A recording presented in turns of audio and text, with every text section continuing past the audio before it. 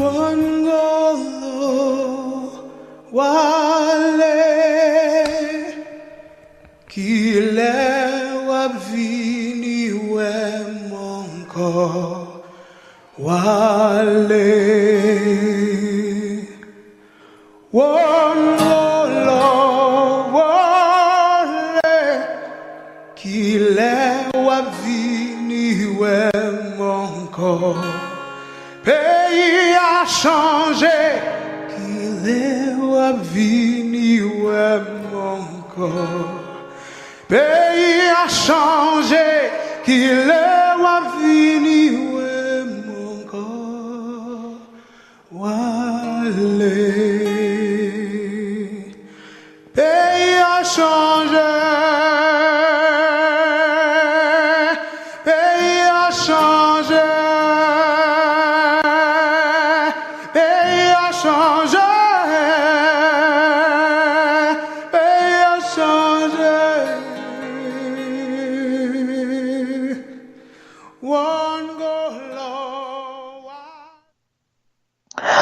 Wangolo, it's a very well known and loved folk song from Haiti.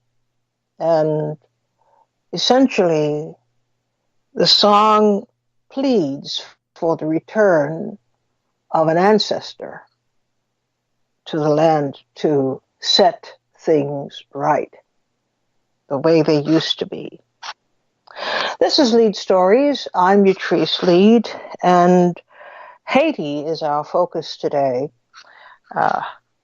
It has erupted yet again, and in its most recent eruption yesterday, we had 6 deaths, 6 recorded deaths, and many injuries as people clashed with police and each other around a messy situation having to do with a demand that the government do something about corruption and about the extraordinarily hard life that people have to live while they service a mounting debt and are deprived of day-to-day necessities.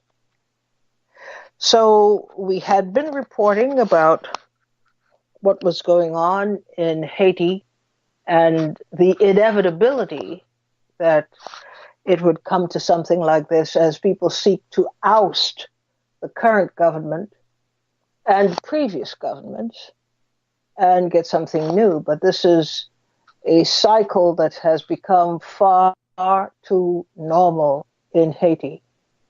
But our guest today tells us there's another way to look at this, and she's going to take us behind the obvious, what we see, the literal expression of the suffering of the people and their efforts to ameliorate the situation. These ongoing protests against systemic government corruption in Haiti had resulted before in the resignation, some would just say the ouster, of previous administrations. But it's a cycle. Journalist, author, most recently, she wrote, "We have dared to be free. Haiti's struggle against occupation." She's also an academician and research biologist and has written extensively on Haitian history and developments in Haiti. She explains to us now the sinister roles that many foreign entities have played and attempt to play in the shadows of popular uprisings in Haiti. In other words, we can see and we can tell the literal situation of people in the streets protesting. But we also need to appreciate the fact that increasingly there are hidden hands behind these protests, and we have to remember that they are not going away. Our guest is Dady Chery, who also writes for and is an editor with newsjunkiepost.com. Dady, so great to have you with us today. It's great to be back, Uterus. I tell you abandoned us. I had some other stuff to do. I'm sorry. I know. But it is wonderful to have you back. And I know that you continue to do your research. By the way, what is your research on? Well, I'm a biochemist, and I study proteins that are involved in what we call in biological lingo signal transduction, which is basically these are proteins that take information from outside and convert it into a chemical language that the inside of cells can understand. So briefly, that's what I do. Okay, well, I need to understand it because I could use some help in that department, taking things from outside and bringing them inside and making them understood. Well, as a person who has written and continues to write so frequently about Haiti, and in light of the title of your last book, We Have Dared to Be Free, Haiti's Struggle Against Occupation, how do you interpret the most recent events and the events that we saw up to yesterday? The problem is that Haiti is under occupation. And Haitians they're trying to overthrow the government, but what they really want to do is get rid of the occupation. So they overthrow government after government, and they're still occupied. Okay, so the Petro-Caribe protests that have been going on, this is about Petro-Caribe, which was a deal between Haiti and Venezuela. The deal was struck by René Préval and Hugo Chavez.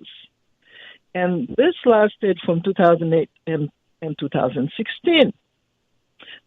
Basically, what Venezuela was doing was selling oil to Haiti for only 60% of market price, letting Haiti sell the oil at market price, and pay back the difference in 25 years at only 1% interest. It was a very, very sweet deal for Haiti, and the whole idea was that the money that was made from the sales could be used for public works. And this money was supposed to be used for almost 400 projects, of course, that are non-existent. But by nature, when you have a government that is corrupt, that is a client government to an occupation, you expect corruption. So there's nothing surprising about the fact that monies have disappeared. Monies have been disappearing from Haiti for a very long time. Okay, money from the IMF disappears, money from the World Bank disappears, from the IDB, and so on. Except, of course, the Western powers know exactly who's corrupt and where the money went. But in this particular case, where you had a deal that was a bilateral deal struck between Haiti and Venezuela, it's the U.S. and various Western powers that have their claws into Haiti. They don't know all the details of this deal. Okay, Venezuela really stopped supplying the cheap oil to Haiti in 2016, and of course, that deal also helped Haiti to keep oil prices low. So oil prices started to rise, and then the IMF, as a condition for a loan to Haiti of $96 million, demanded that that taxes should increase and that oil prices should rise 50%, more than 50%. And so there were massive protests on July 6th and 7th, and I believe those protests were real. and those protests spilled over into the ritzy neighborhoods like Pétionville. Rich people lost their businesses and so on, and they decided, well, they couldn't have that, so they got rid of the prime minister and replaced him with a new one.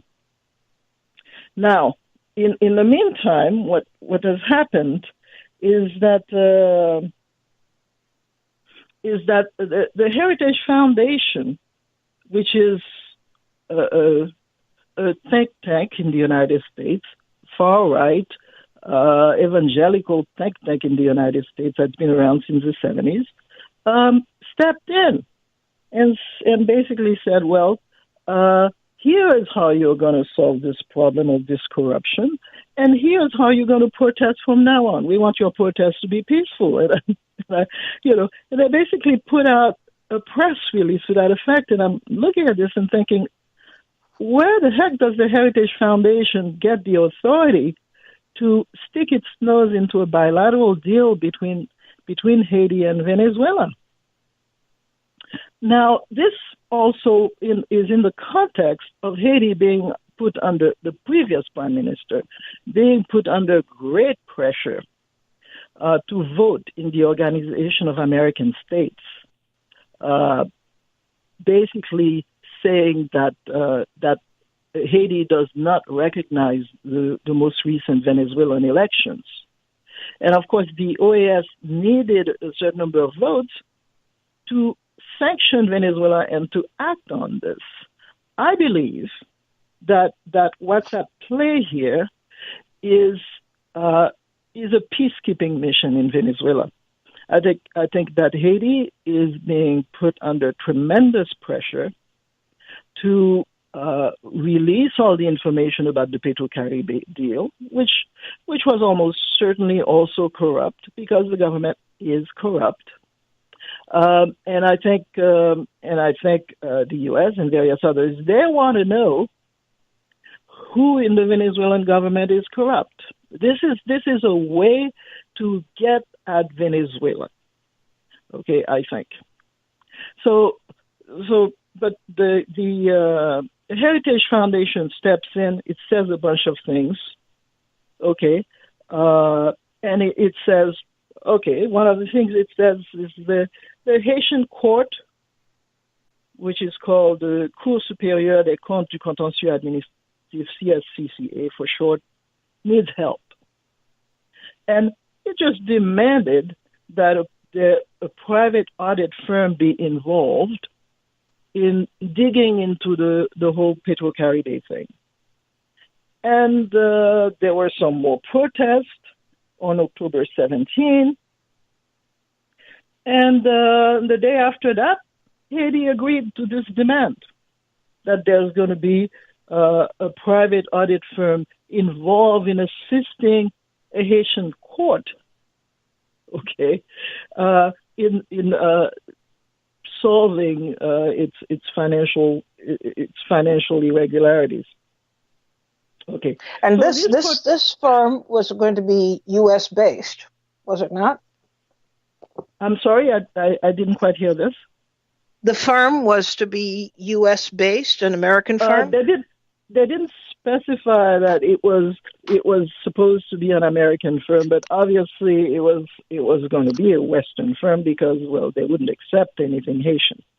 It was going to be a private firm. There was supposed to be bids out, and then the government was supposed to hire a private firm to help it do its accounting.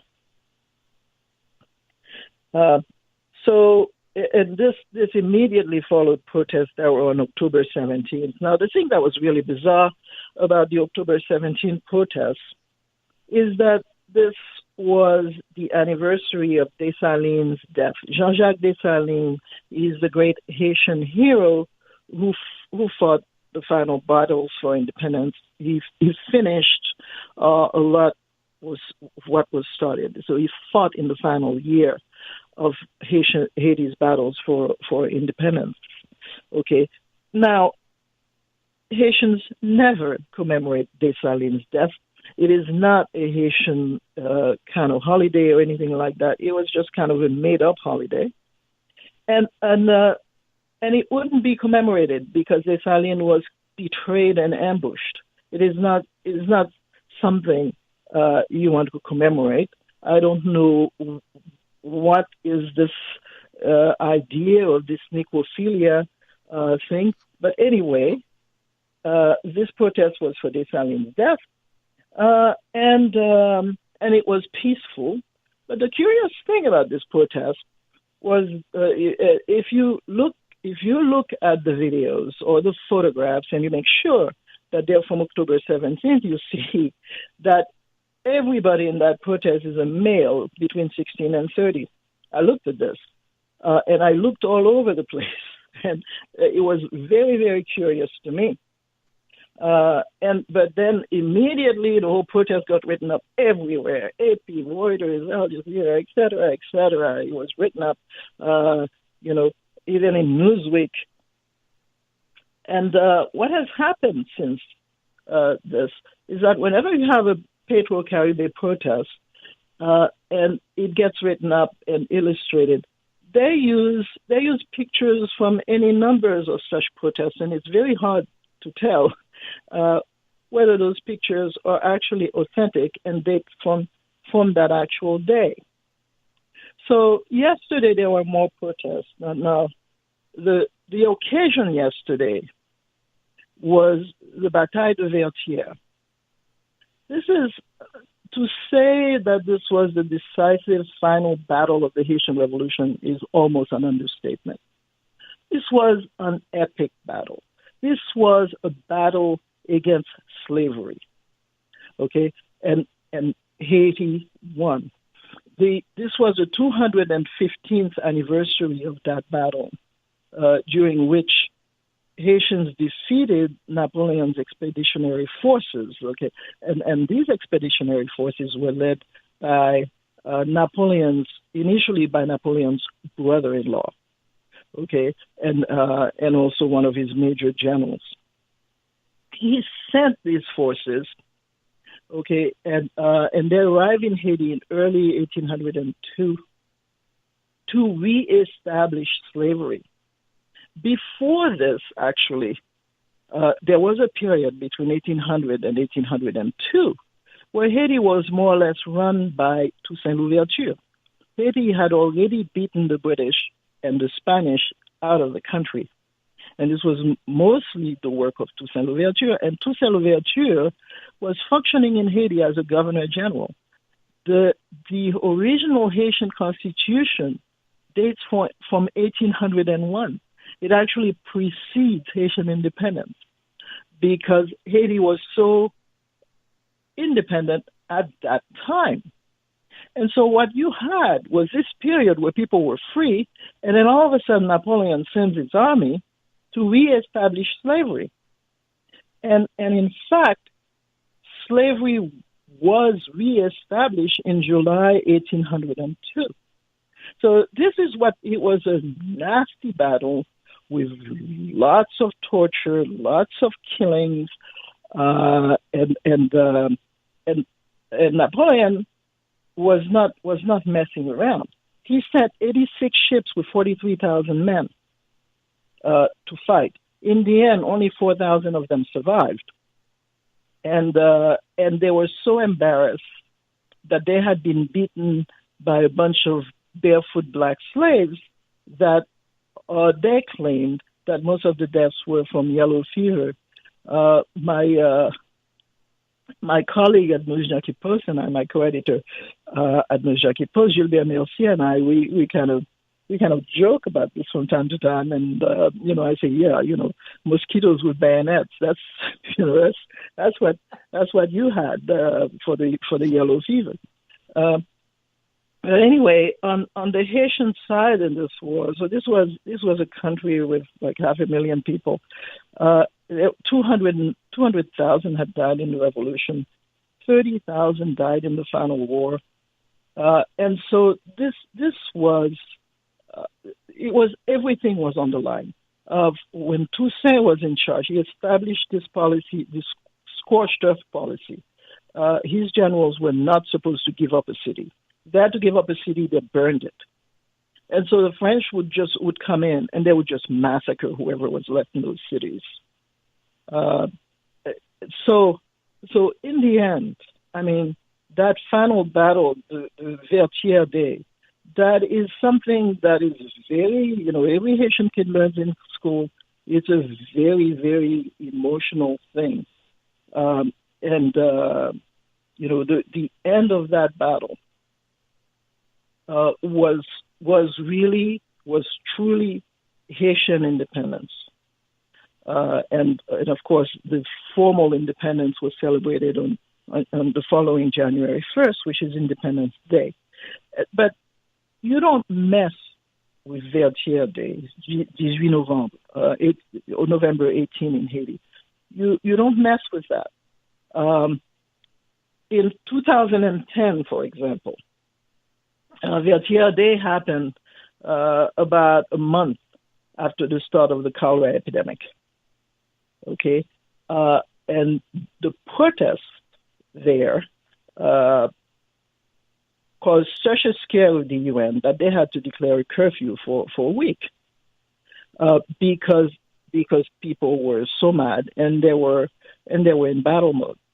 And so this idea that you could try and organize this little peaceful protest on Vertieres Day is a very dangerous thing to try to do when you have people who are starving, who cannot afford transportation, who cannot take care of their kids, and so this business of organizing this peaceful protest so that you could squeeze the Haitian government into telling you about who was who in the Venezuela deal.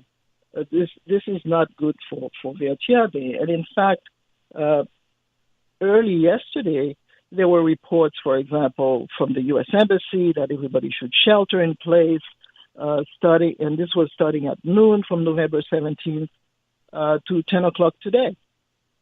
Okay, and then there was also. If I read you right, though, are you suggesting that these protests were in fact not organized by the people, but by some other entity in order to accomplish a larger goal? Yes, I believe that. I believe that many Haitians, or most Haitians, are really, truly pissed off about the fact that these Petro-Caribbean funds have disappeared. That is a fact. But and I think that the protests on July 6th and 7th were real. I don't believe that the protests on October 17th were real, and I don't believe that the protests yesterday were real. Okay, because here's what's going on now.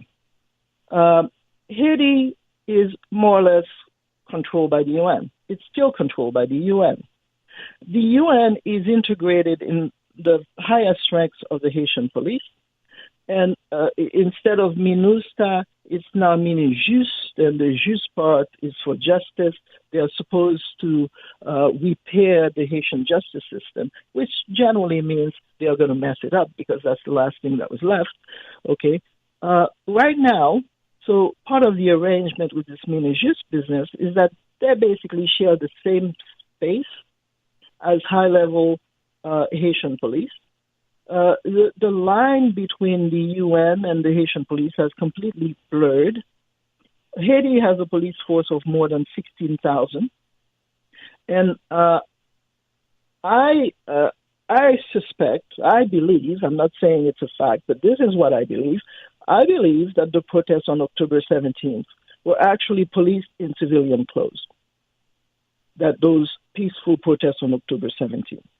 And I believe the protests yesterday, at the beginning of the day, after they had really whipped people up into this Petro-Caribbean protest mode, what happened was they completely shut down the slum areas and made sure people couldn't come out of them. And so the people who were protesting were not just your ordinary Haitian. And so I think that the UN thinks it has this protest thing down now, and I think that it's been behind a lot of this, and I think it's actually, well, at the same time, one thing that's happened recently is that the UN has come under control of the Heritage Foundation. So if you recall, before that, Clinton was a special UN envoy for Haiti. So the UN was under control. Haiti was under control of Clinton and the UN, and now it's kind of been palmed off in this administration to the Heritage Foundation. And the Heritage Foundation it claims to have a mandate for leadership. This is a think tank that came out of nowhere in the 70s. It credits itself with Trump's policies of tax reform, with Trump's Supreme Court nominees, the Court of Appeal judges, and assorted other policies. It claims that 64% of its 334 recommendations have been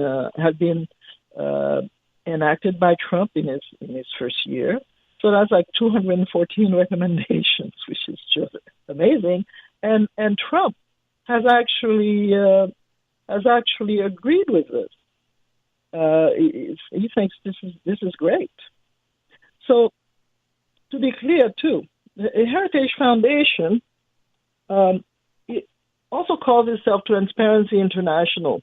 It has kind of given itself this kind of mandate to solve corruption across the world through this organism that it's calling Transparency International. Okay, so it feels now that it can tell Haiti what to do, and in fact, the Heritage Foundation had a major win recently, which is they got one of their guys on the UN Committee on Contributions. This is the committee in the UN that collects money from UN members and more or less sets the UN budget. Okay, so on this committee, there are no other members that belong to the Security Council. The only other members besides the United States are Pakistan, Kenya, Japan, and Estonia. Okay, and the guy from the Heritage Foundation is somebody called Brett Dennis Schaefer, who is basically, he got a degree in anthropology in 1995, and also started working for the Heritage Foundation the same year. And then he got another degree in international development economics. And basically his main job has been at the Heritage Foundation. And in 2003 to 4, he was in the State Department setting policy on the ICC, International Criminal Court. And in 2005, he was on the Congressional Task Force on the UN. And he basically got himself the job of squeezing the UN on peacekeeper abuses. So all of a sudden, you have the people from the Heritage Foundation using the efforts of people like me, other people who've been fighting the UN, as a way to kind of squeeze the UN and get in. And they did get in. So it's now the UN. This committee will be effective starting January 1 of 2019, and in effect, the Heritage Foundation will actually be the money people for the UN starting in January. So one has to ask the question, A, why is it that you can sense and see the progression here of a gradual takeover, and it's a silent coup. And Oh, yeah. the government of Haiti can't see it. And two, you know, how do protesters even understand this dimension of it, and that this is as important as the issues that they're fighting for as single issue items? They want an end to corruption. Everybody understands that. They want an end to this out of control superinflation. They want an end to people who are not listening to the people. They want people out of office. I get that. But on this side, you're telling us a whole different story here about the incipient takeover. It's not screaming.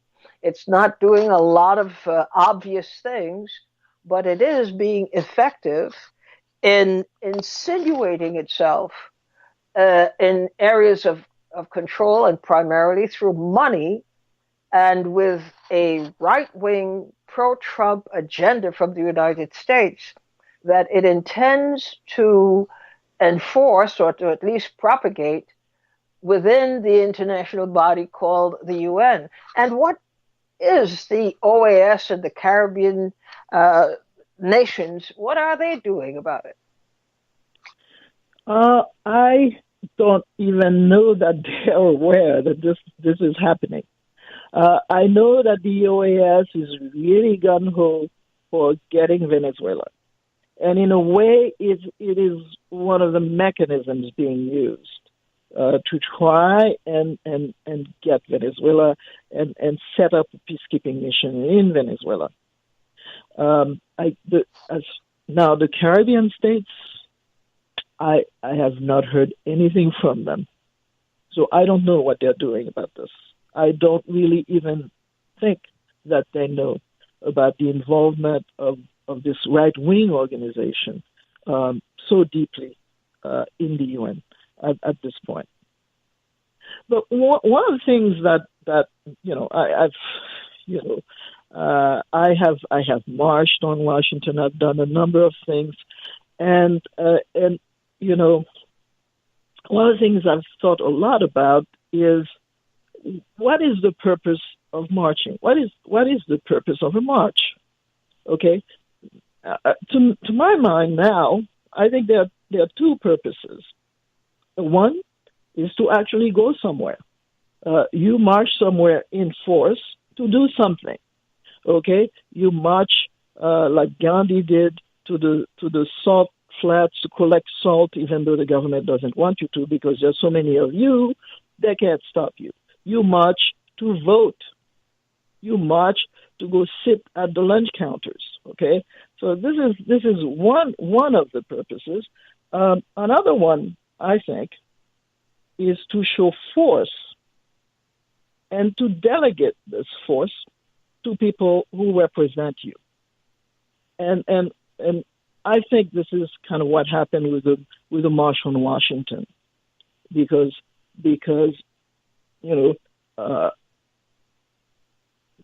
we were showing force, and at the same time, and right after the march, MLK and his colleagues went to meet with the president and vice president to talk about civil rights.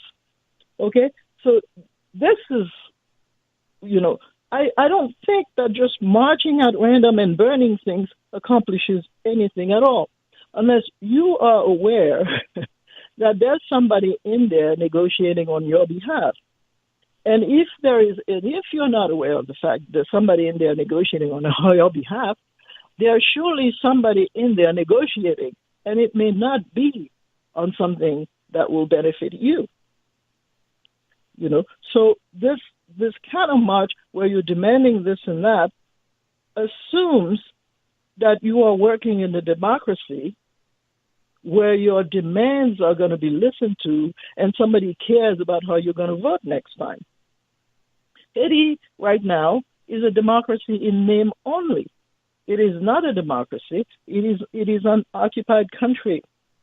And in fact, marching and demanding stuff just lends undeserved legitimacy to this kind of occupation government. That an occupation government is corrupt by nature. So I believe that while that the Haitian people are being used against their own interests, while people are marching, there's marching going on and so on, and everybody's mad about Petro-Caribe. Even the folks who don't march are mad about Petro-Caribe. Heritage Foundation and its delegates are inside demanding stuff of the Haitian government, things that even an occupation government has a hard time giving up. Like, for example, mining rights and betraying Venezuela, because Venezuela has been a friend to Haiti. So, everybody thinks, well, I'm not really supporting this Petro-Caribe thing. I'm not gung-ho about it. I'm not promoting it.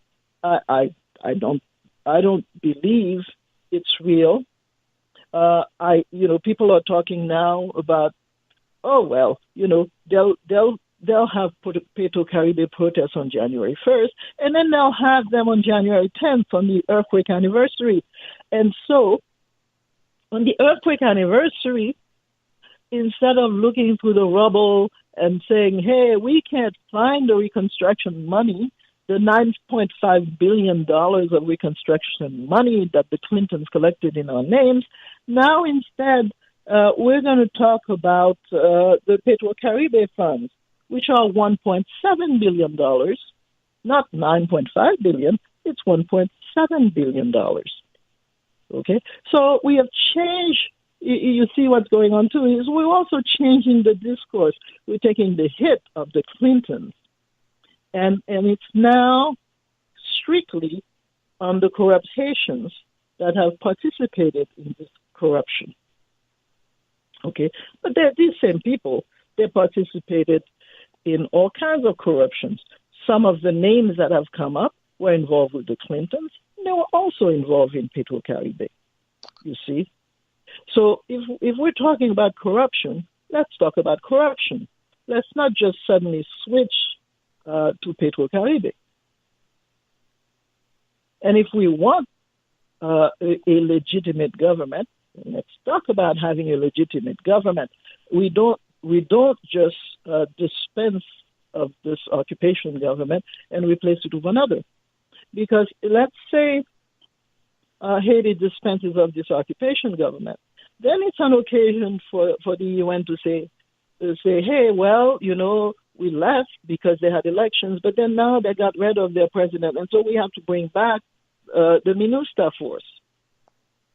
You see, and so people are opening themselves to a lot of things with these protests, I think. But here's the problem. I think you have a good handle in terms of the analysis of it, and particularly appreciating the very seldom discussed underside of what we are seeing. We are, of course, we can't avoid seeing what we're seeing. We're seeing, people being killed. We're seeing cars burned. We're seeing people scurrying all over the streets, fearing for their lives and so forth. It's a lot of drama, and I'm not trying to diminish the urgency they feel about the moment. But somehow there ought to be some movement toward a comprehensive understanding by people like you who specialize in different areas. You were the one who broke the story about the UN forces contaminating Haiti and spreading cholera. When do you get to that point of critical mass among people with expertise who can break down and analyze a situation so that we see beyond the, what the television cameras are telling us is happening. Well, it is very difficult.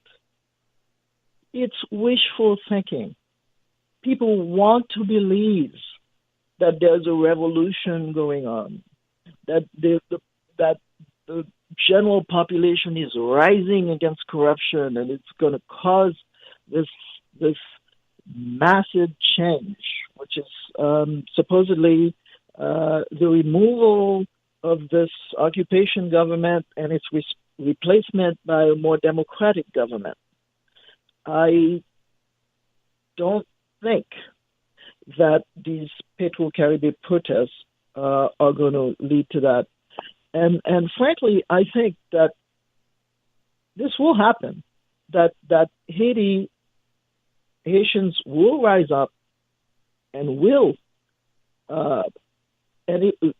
get rid of this occupation. And when it happens, it's going to be very quick, and there will not be time for the foreign press and all these folks to be spinning it and to be doing their protests and whatever. It's just going to happen. It's very, that part of it is hard to analyze. How, that last straw that breaks the camel's back. It's very, very hard to analyze.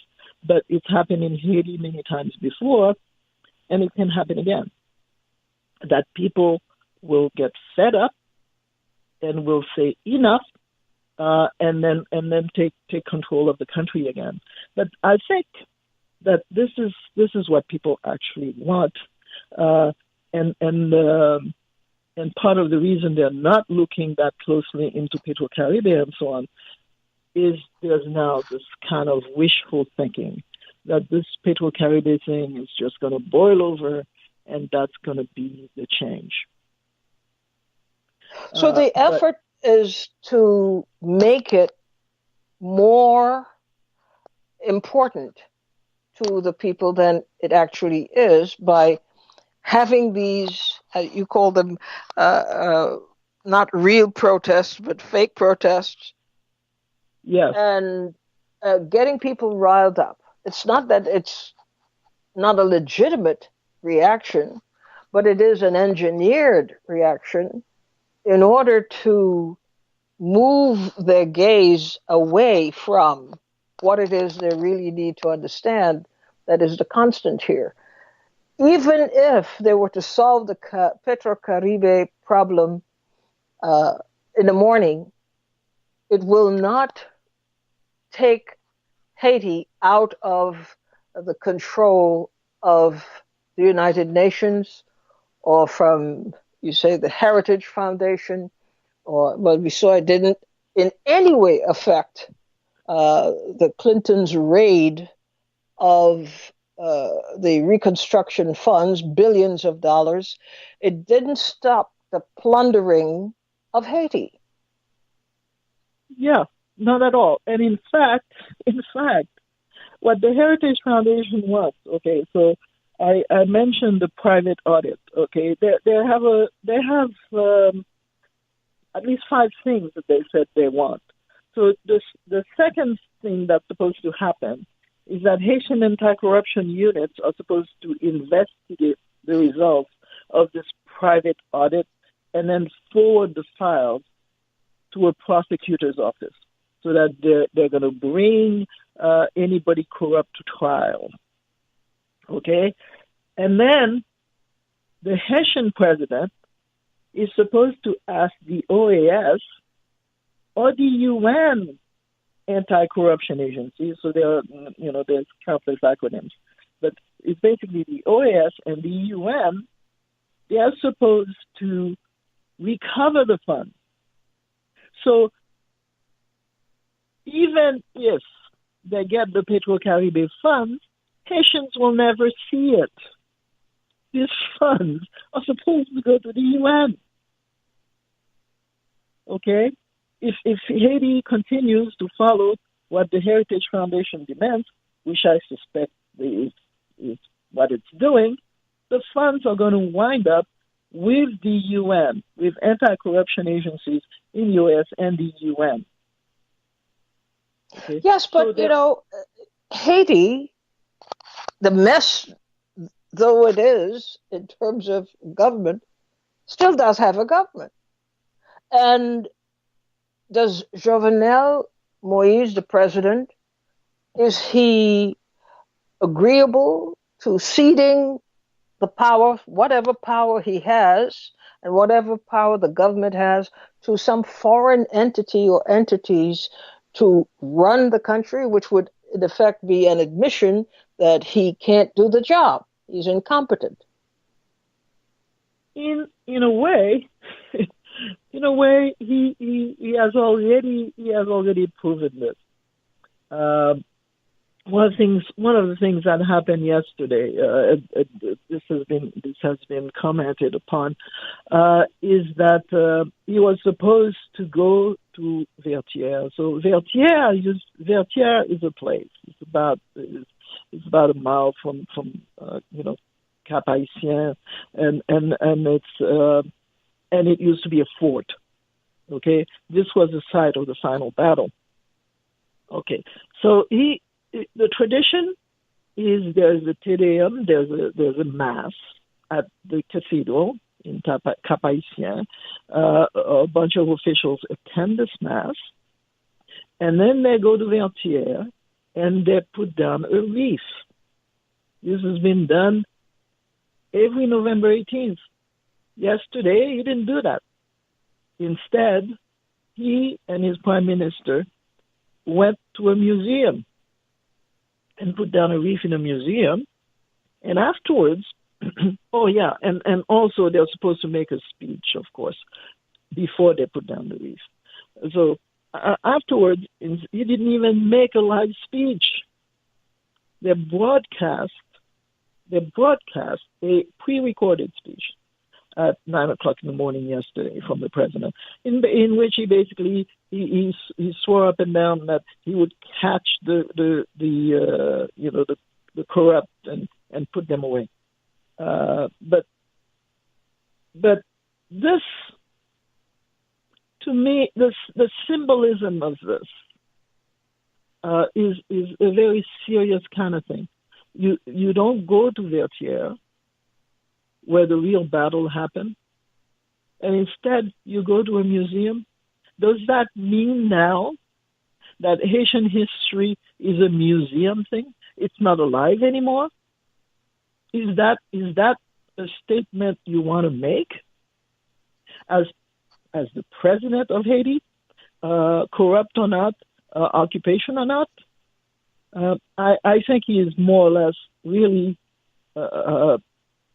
given up any kind of power he had with that gesture. So there were, at the same time, there was supposed to be protests everywhere. There were pictures of Vertieres, which was completely, there's now a monument there, was completely empty. So let's take a look, if you can. If I would ask you to give us an idea from your perspective of what is next in the scheme of things.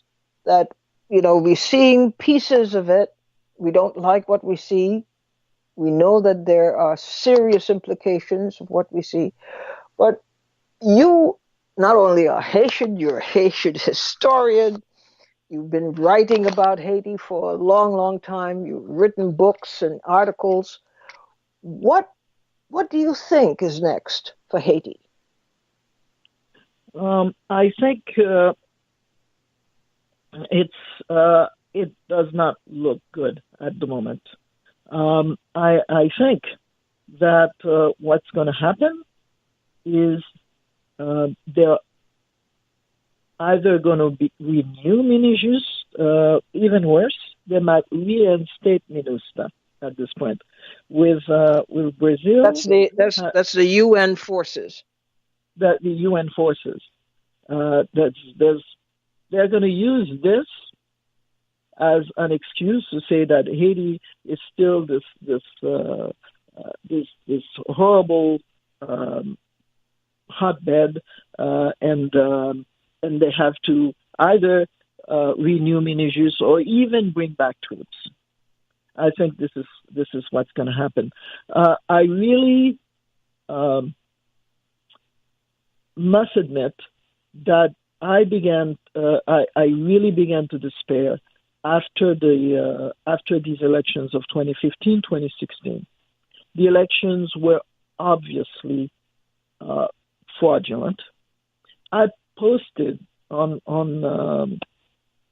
my website and on News Junkie Post actual sheets showing the counts and with scribbles all over them with counts crossed off for people and new counts put in for people. The fraud was so obvious, and yet people allowed this. They let it go instead of fighting it all the way to the very end. They let it slide, and this should not have been allowed to happen. So now, what do? Wait for another election, and hope. But if the election is monitored by the UN actually controls the ballot boxes and all this stuff. We know what's going to happen. The people who monitor the election are the ones who want to continue to occupy Haiti. We know what's going to happen. Somehow or other, if Haiti wants to get out of this through the ballot, what they're going to have to do is make sure that there are actually free and fair elections. And the alternative is real popular revolt that would very suddenly end that whole thing and the whole occupation. Again, like happened in 1987 when Haitians got rid of Jean-Claude Duvalier, set up afterwards to have a constitution that's more foolproof than the one that there was before, and actually have a legitimate government and try to protect that government from various foreign intrusions. Because the problem with Haiti is exactly Vertieres. It's the fact that Haiti won that epic battle. That